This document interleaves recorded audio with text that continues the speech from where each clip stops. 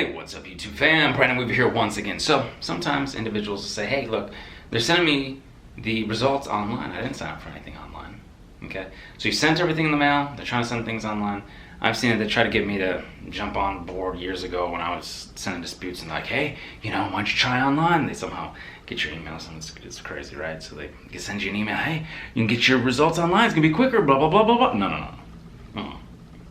You want them to send the stuff in the mail. You have it in writing, okay?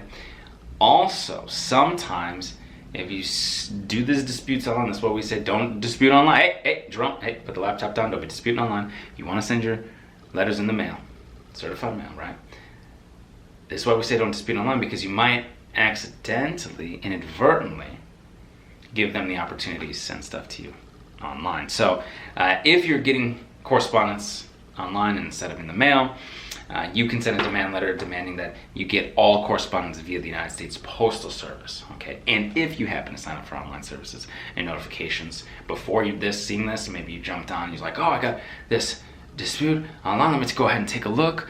They responded online, let me take a look. You can also add, I no longer want these services that I may have requested, and I am demanding that you send all my updated dispute reports and updated reports that were disputed to the address below. So you have this available to you, 609creditrepair.com. Get that Beyond Committed package, and in that package, you also have hard inquiry, dispute letters, the 604 letters, or we can do this work for you at theawesomewifegroup.com. In such a letter, it says, no proof I initiated such inquiries, no written authorization, and failed to provide any permissible purpose under Section 604 of the Fair Credit Reporting Act. They must show permissible purpose and proof that you initiated such. Typically, they're not able to produce and substantiate this stuff. It must be promptly deleted. You know where to go, 609creditrepair.com. We can do the work for you, theawesomewifegroup.com. Please give the video a thumbs up, hit the subscribe button, and until I see you in person, I will see you on the other side. Take care.